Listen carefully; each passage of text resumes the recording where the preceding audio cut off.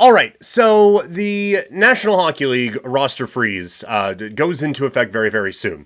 And because of that, we are getting quite a few teams getting in on some trades and making quite a few moves right now. So let's figure out what this all means. Let's start with the big trade. Kaapo Kakko is on his way to the Seattle Kraken in a move that inspired me to tweet, that's it. So, not an overly inspiring deal, as Kaapo Kakko is on his way to the Seattle Kraken for Will Borgen, a third and a sixth round pick in 2025. Now, if you were like me and saw Will Borgen and was like, oh yeah, totally, I know exactly who that guy is.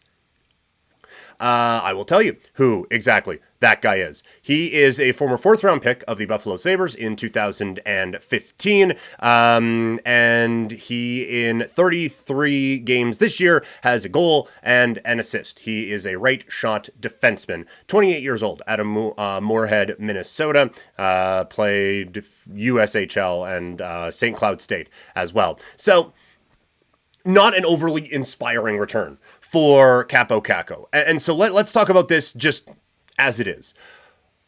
For the Rangers, this whole thing continues to be managed, I think, relatively poorly. The one part of it that has been a saving grace is that they got a pretty good return and didn't have to eat any salary on the Jacob Trouba thing. Aside from that, it has been L after L after L, which is showing up in the standings now. They're 3 points out of a playoff spot for a team that is significantly better than that.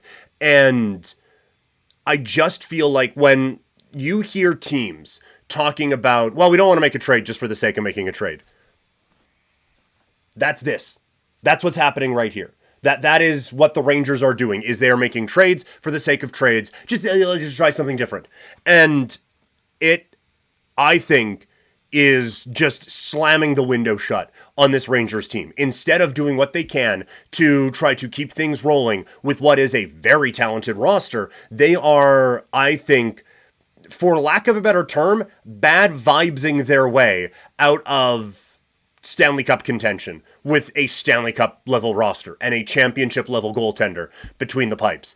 I just feel like the way that they handled the Trouba situation was a disaster. And that is the exact opposite way of how you get your team to play inspired hockey for you. And there's a lot of times where we say, well, fire the GM, it's not really going to change anything. I honestly think if Drury didn't have a job tomorrow, that this team would start to play better hockey. I just feel like this is one of the rare instances where the general manager has lost the room. And so because of that, this team is playing uninspired hockey, because why would you? Why are you going to go out and bust your ass, aside from the large sums of money that you get, which, yes, I know, I can already hear the counter argument to this, but why would you go bust your ass for a general manager that if you don't do exactly what they say, they just won't live up to something that you negotiated in a contract, and they'll put you on waivers and talk to other teams and be like, yeah, claim his ass, we don't care.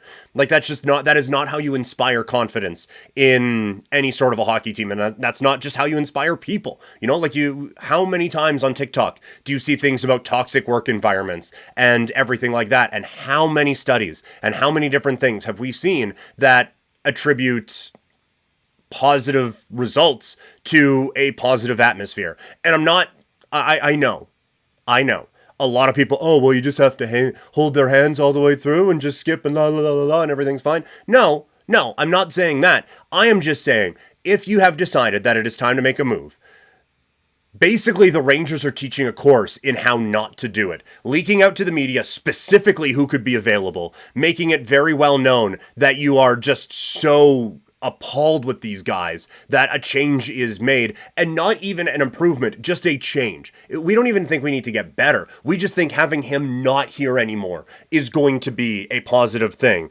And then have it all out in the public, basically, that you are not going to live up to the one shred of control that a team or that a player can negotiate into his contract. It is just absolutely abysmal, and I think just a phenomenal way to completely fuck up a situation, and that's what the Rangers are doing in this spot. From a Kraken standpoint, I think this makes all the sense in the world for the Seattle Kraken to try to make this work. They are a brand new hockey team, basically, so because of that, They don't necessarily have a ton of prospect depth or anything along those lines. And so I think that you try to build that up and bring in guys who have high level pedigree, although not necessarily high level results, I think is good. From an on ice standpoint, this team right now is below 500, even below hockey 500 at 15, 16, and 2, and they find themselves in 4 points out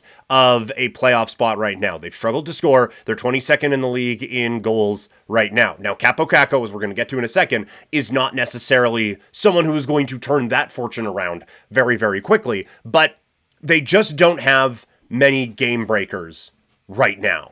And so I think when you look at it from a Seattle standpoint, you kind of need someone who Kaapo Kakko could have been and who we all thought he was going to be. Honestly, I didn't see this in the cards for Kaapo Kakko right now. I did not see him falling off in this sort of a way. And he comes out in 22 and has the year that he has with 18 goals and 22 assists. And you're like, okay, kid is on his way. He's got it. Let's roll, assholes. He's going to go. And it hasn't really clicked in that way for him. And I am genuinely surprised that it hasn't worked out in that way for this kid.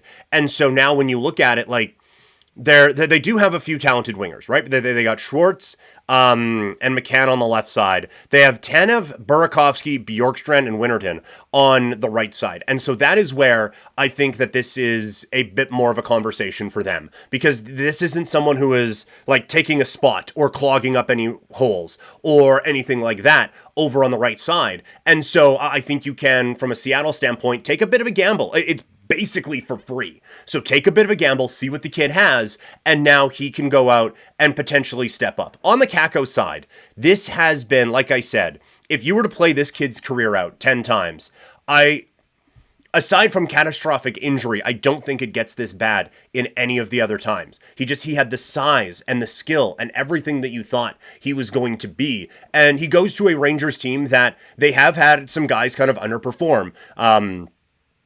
But they've been developing, right? Like Hedl has worked his way into I would say, a reliable role. Lafreniere has worked his way into a very high spot on this team and is working in a way that he can like be a legitimate top liner on the New York Rangers. Kakko, he has kind of been stuck and he hasn't really progressed in the same way that the other guys have. I want to bet on the kid. Because everything I saw from him in the draft process, it's like I feel like this kid's got it. But you just see it at the NHL level, and it looks like it's a long ways away, quite frankly. And so that would be a concern from mine for him. And so I do hope that he finds it, because I think there is an exciting player in there.